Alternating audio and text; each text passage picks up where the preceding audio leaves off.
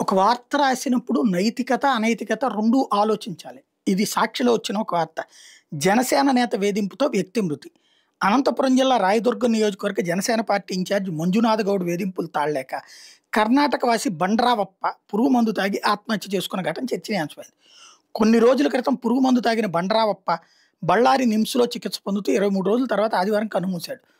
వివరాల్లోకి వెళ్తే కర్ణాటకలోని బండ్రావికి చెందిన రాగుల సిద్దప్ప, ఆంధ్రప్రదేశ్లోని అనంతపురం జిల్లా రాయదుర్గం జనసేన పార్టీ ఇన్ఛార్జ్ మంజునాథ్ గౌడ్ మధ్య నగదు లావాదేవీలు జరిగాయి. సిద్దప్ప సుమారు 40 లక్షలు మంజునాథ్ గౌడ్కి బాకీ పడ్డాడు. విషయం ఇద్దరి మధ్య వివాదం తలెత్తింది.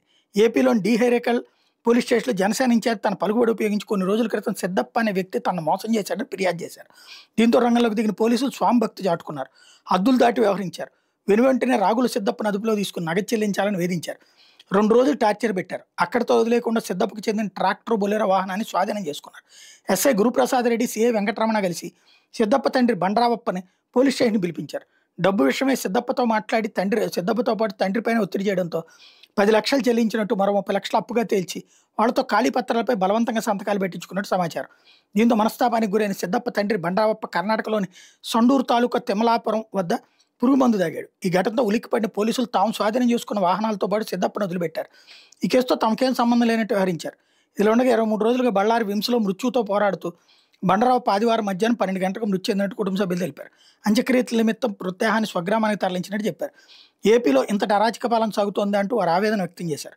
తన తండ్రి చావుకు జనసేన అధినేత పవన్ కళ్యాణ్, రాష్ట్ర హోంమంత్రి ఎంత కూడా బాధ్యత వహించాలని, తన తండ్రి మృతి కారకులైన వాళ్ళందరిపైన చర్యలు తీసుకోవాలని సిద్దప్ప డిమాండ్ చేశారు. వాళ్ళ నాన్న పురుగు మందు తాగడం తప్పే. ఆయన కొట్టలా తిట్టలా, పోనీ ఈ బండరావప్ప ఈ సిద్దప్పని కొట్టలా తిట్టలా, పోలీస్ స్టేషన్కి పిలిపించారు, అవి ఇవ్వమన్నారు. 40 లక్షలు ఎగేయడం కరెక్టా, నైతికమా? అదేమంటే వెంటనే మనం లీగల్గా వెళ్ళాలి. లీగల్గా వెళ్తే కోర్టులో వెంటనే పరిష్కారం ఉంటుందా? ఇంకోటి లీగల్గా పేపర్ల ప్రకారం డబ్బులు తీసుకుంటున్నారా? 40 లక్షల రూపాయలు ఎవడబ్బా సొమ్ము, ఎవడు తినాలా? వాళ్ళ ఇంట్లో వాహనాలు పట్టుకొస్తే అది భూతా, అది తప్ప ఏం చేయాలి మరి? బ్యాంక్ వాళ్ళు ఏం చేస్తారు? అవన్నీనే కదా సీజ్ చేసేది. చివరికి అతను డబ్బులు పోగొట్టుకున్నాడు. ఇప్పుడు ఈయన చచ్చిపోయాడు. ఆ చచ్చిపోయేదేదో ఆయన పురుగు మందు తాగడం మానేసి వాళ్ళ అబ్బాయిని 4 కొట్టి డబ్బులు ఇవ్వమని చెప్పాలి కదా. ఎగేస్తుంటే కొడుకు వెనకాల సపోర్ట్ చేస్తాడా? పురుగు మందు తాగిచ్చి భయపెడతాడా? భయపెట్టించి ఆత్మహత్య కేసులు పెట్టించి వాళ్ళని ఇరకాటంలో పెట్టాలని చూస్తాడు. ప్రాణాలు కోల్పోయాడు. ప్రాణాలు కోల్పోవడం తప్పే. కానీ అవతల వాళ్ళు మరి కుటుంబం ఆత్మహత్య చేసుకోవాలా ఈ 40 లక్షలు పోయినందుకు? ఇందులో పలుకుబడే ఉంది. నిజాయితీగా చెప్తే పోలీసులు సివిల్ సెటిల్మెంట్ చేయకూడదు. కానీ పోలీసులు సివిల్ సెటిల్మెంట్ చేయకపోతే జనం దగ్గరకి రౌడీలు వెళ్తారు అప్పుడు.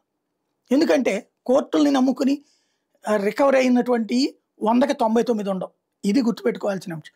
ఇందులో నైతికత అయితే ఒకటి చనిపోవడం తప్పే తప్పించి సేమ్ టైం అతను కంప్లైంట్ పెట్టడం కానీ పోలీసులు చేయడంలో కానీ తప్పేం లేదు. జనసేన కాబట్టి అతను మనం దొంగ అంటున్నాం, తప్పు చేశాడని చెప్తున్నాం. అతను తప్పు చేయలే.